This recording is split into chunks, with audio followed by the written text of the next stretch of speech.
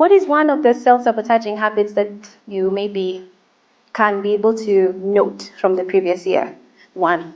Just one. The one you feel, if I work on this one, the doors of everything have opened up for me now. I can get them, right?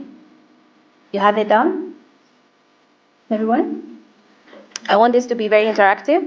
Again, for us to be able to experience transformation, just like I tell my clients, there's a little bit of effort that needs to be put, and that means doing something. Just like as Coach Mombi has said, we can set goals, but if we're not doing anything, it's a bit of a problem. It's a bit of a problem. So 95% of why we're doing what we're doing is because of this.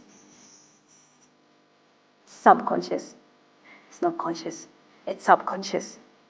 Motivation is garbage. It's not something to be relied on. Really, it's not.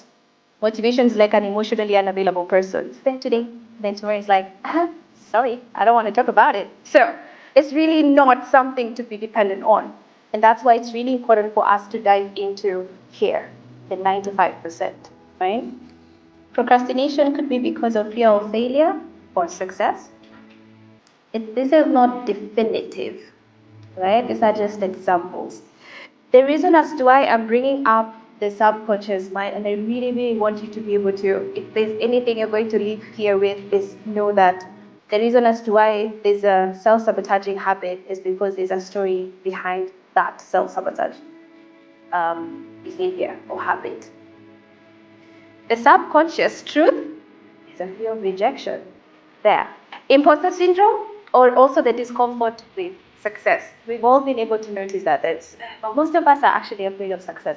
I actually tend to think that we don't fear failure, we fear success. Because what will success do? It will need us to become a different person altogether. But what we're saying about the paradox is the brain comes up with a story. You really want the success, but you're not doing anything about it. For example, not saying you're not, you are.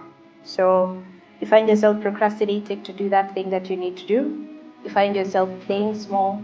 You find yourself doubting yourself, not speaking up in the boardroom, yet you want a promotion. But because you want the promotion, there's also a story on the other side of the promotion. What if I am demoted? What if I mess up? What if I don't know what to do? What if? So what happens? You stay in the same place.